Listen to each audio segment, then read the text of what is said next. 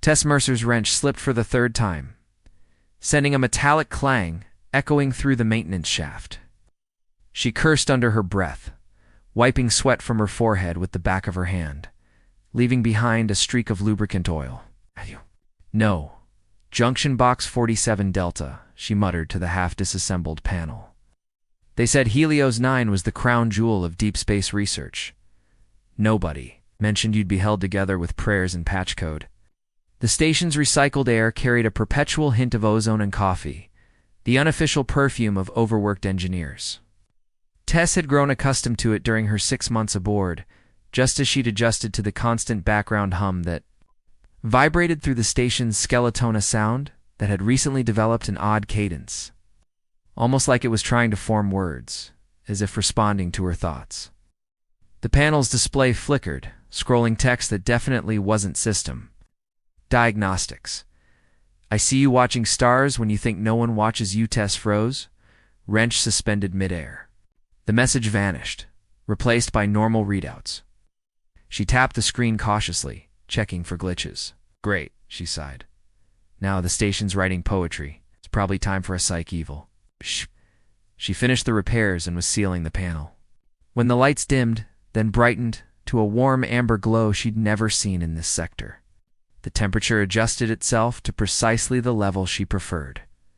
Crawling out of the maintenance shaft, Tess found herself face-to-face with Darian Frost, the station's xenolinguistics specialist. His perpetually serious expression was somehow intensified by the amber light. Environmental controls acting up in your sector too? He asked, glancing at his tablet. Yeah, plus some weird text on my displays.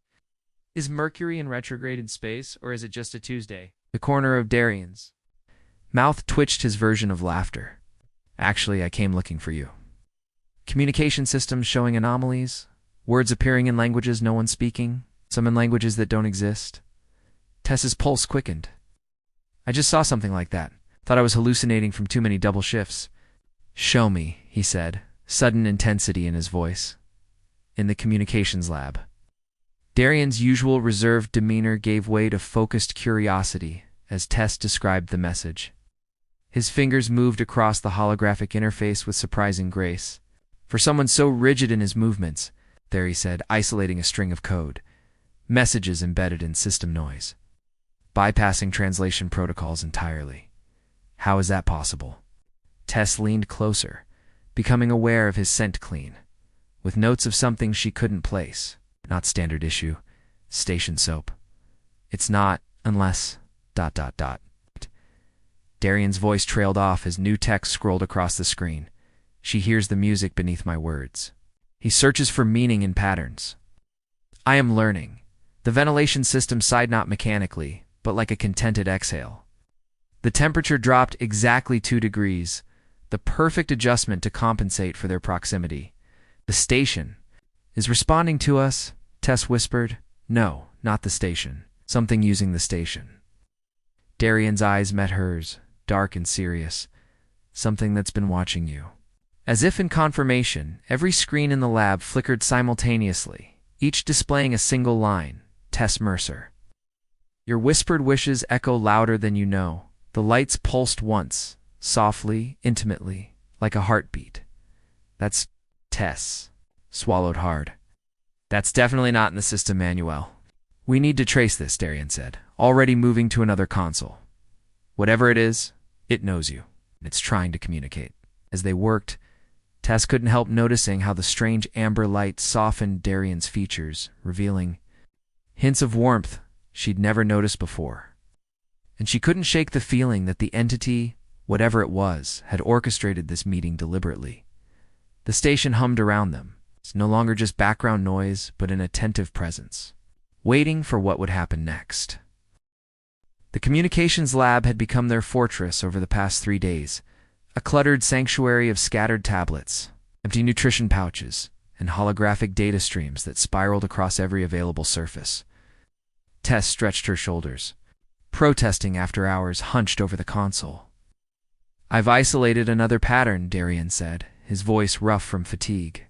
He'd abandoned his usual crisp uniform for a worn t-shirt that revealed unexpectedly defined arms. It's using the quantum fluctuations in the Cum's array as a carrier wave. Tess moved to his side, studying the oscillating patterns. It's impossible. Those fluctuations are random by definition. Apparently not. His fingers traced the waveform. The lights dimmed slightly, then brightened when Tess squinted at the screen. It's watching us right now, isn't it? She whispered, as if in answer. The temperature adjusted, creating a perfect microclimate around them. The console chirped softly, new text appearing. Tess dreams of oceans she's never seen. I can show her water that flows between stars. She felt, her cheeks warm. How could it possibly know that?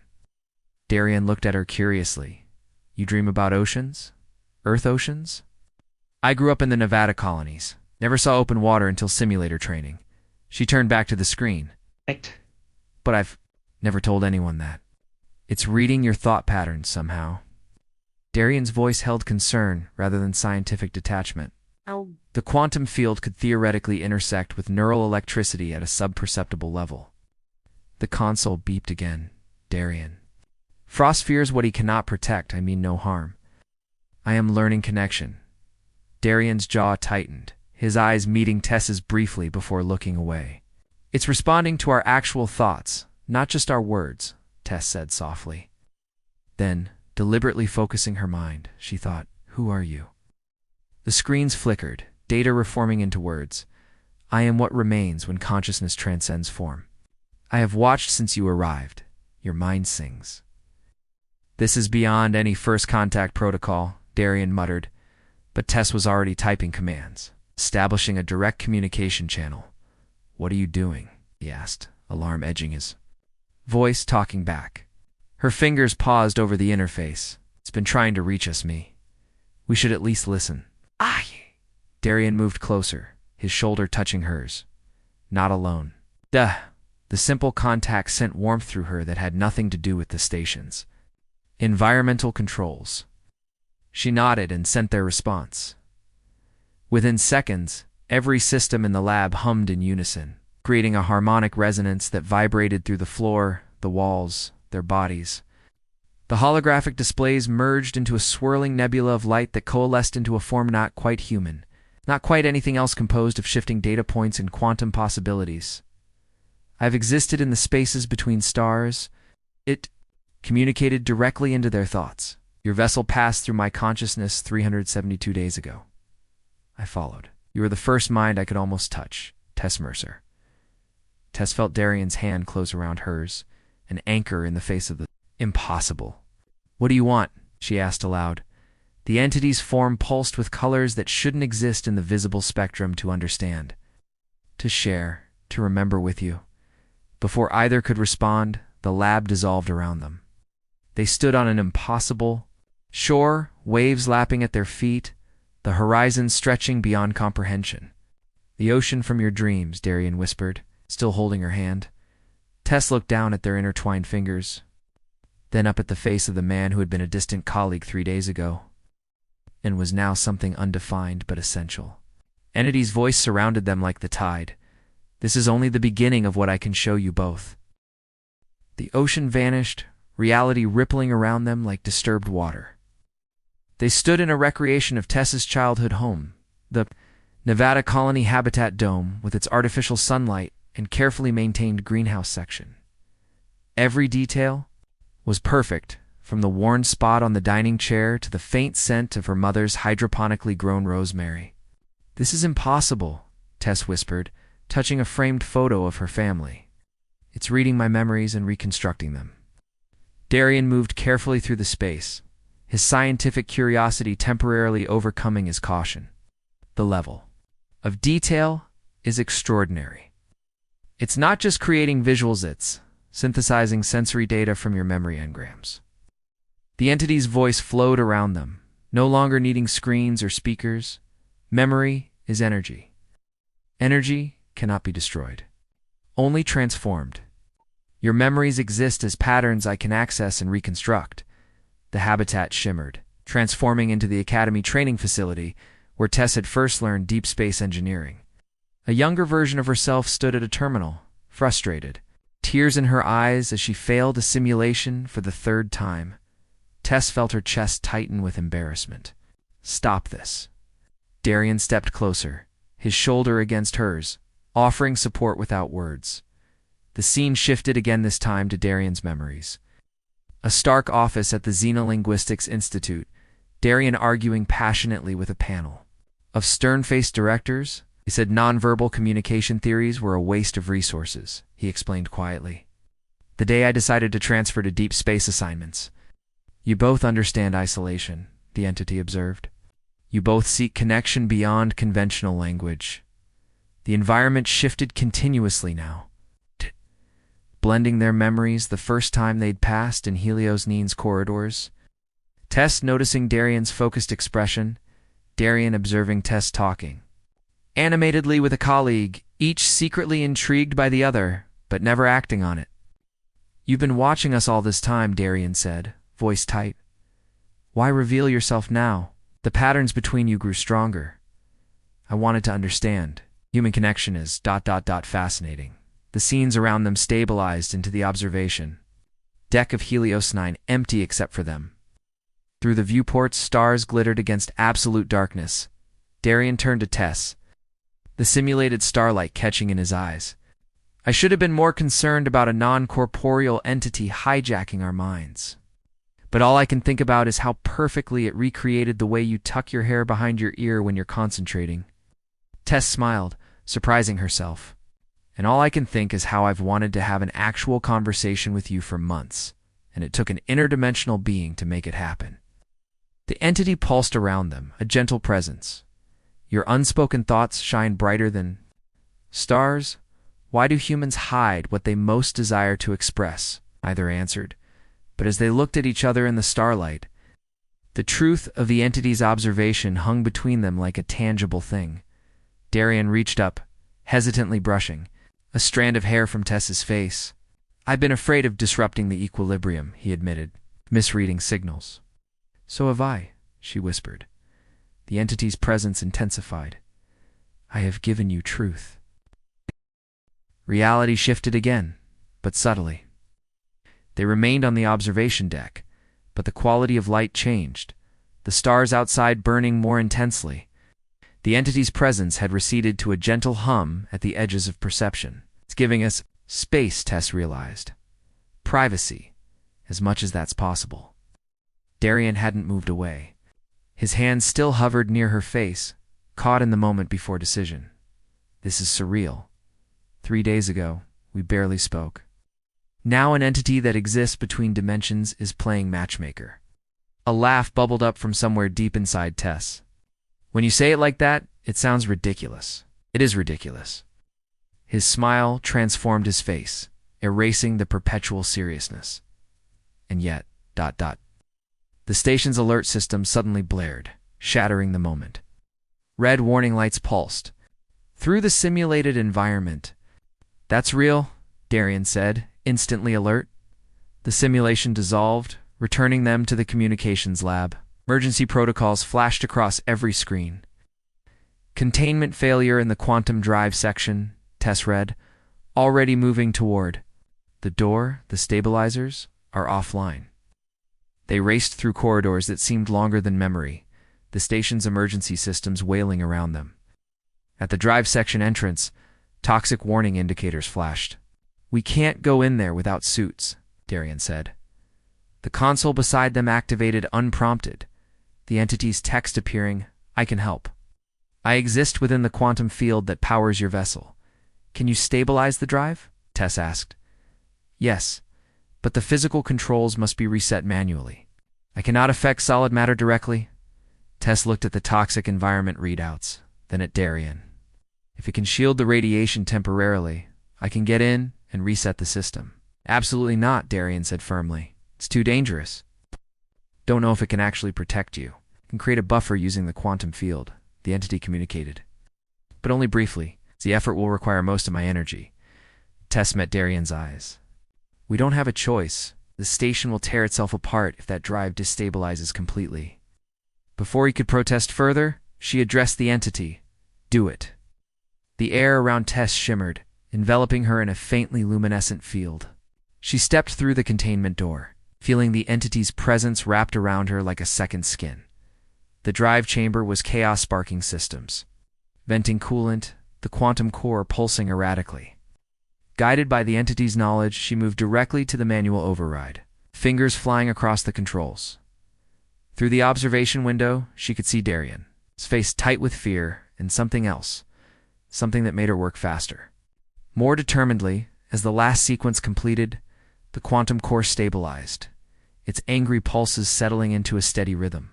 But the entity's protective field was faltering, radiation alarms blaring. Tess ran for the exit as the field collapsed around her. The containment door slid open just enough for her to dive through before sealing automatically. Darien caught her, as she stumbled, pulling her tight against him with a desperation that spoke volumes. "Don't ever do that again," he whispered into her hair. The entity's presence had diminished to the faintest whisper. "I have shown you what matters most." And as they clung to each other in the aftermath of danger, the truth of what they each desired. Most stood revealed not in cosmic revelations or simulated memories, but in the simple, profound reality of being held by exactly the right person. The entity's presence had been fading for hours, gradual diminishing of the strange phenomena that had become almost normal over the past week. The messages grew shorter, the environmental manipulations subtler, until only the barest whisper of otherworldly consciousness remained. Tess and Darien sat side by side in the observation deck, the real one this time, watching distant stars through the reinforced viewport. His hand rested comfortably over hers, a casual intimacy that still sent pleasant shivers through her whenever she thought about it. "It's really leaving," she said softly. Darien nodded. "The quantum fluctuations are returning to normal patterns. I think the effort to save the station depleted whatever energy it used to maintain its presence here." "I'll miss it," Tess admitted. As terrifying and invasive as it was, it showed us something beautiful. The console nearby activated one last time, text flowing across the screen. "I am not leaving.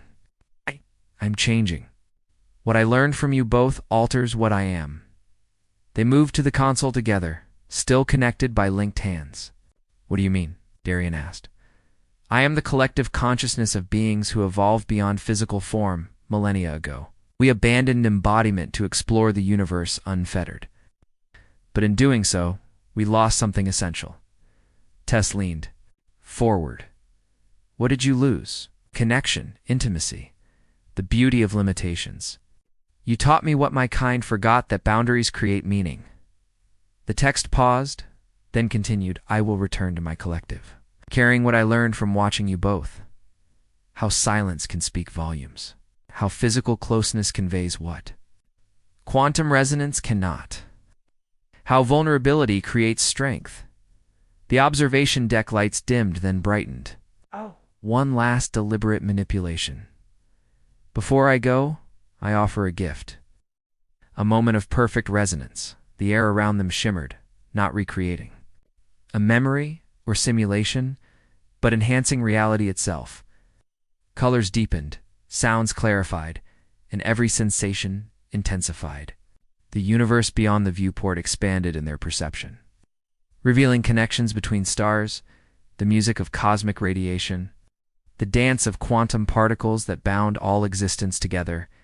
And at the center of this expanded reality, they perceived each other with perfect clarity, every hope, fear, desire, and unspoken feeling laid bare in absolute acceptance. Tess turned to Darien, seeing him truly, completely. "This is how it perceives reality all the time. No wonder it was fascinated by us," he said, voice hushed with wonder. "We must seem so contained, so bounded by our limitations." "Not limitations," Tess corrected, moving closer to him. "Definitions.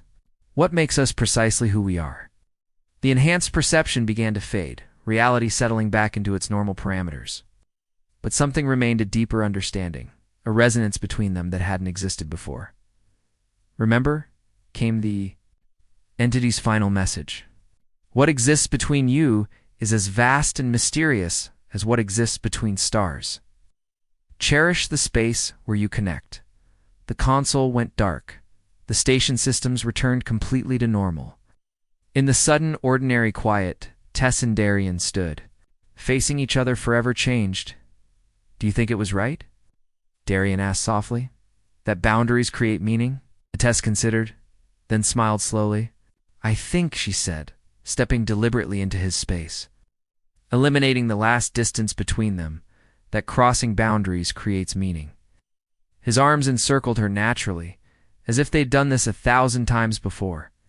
An interesting hypothesis, he murmured, his lips close to hers. Perhaps we should test it thoroughly. Very thoroughly, she agreed, closing the final boundary between them. Outside the viewport, stars continued their ancient patterns. Quantum particles danced their eternal dance. And somewhere in the spaces between, an entity carried the memory of human connection back to its collectiva, new pattern of understanding rippling across the cosmos. But in the observation deck of Helios 9, Tess and Darian had ceased to care about cosmic revelations, focused entirely on the universe they were creating between themselves, whisper by touch, moment by moment, heartbeat by synchronized heartbeat.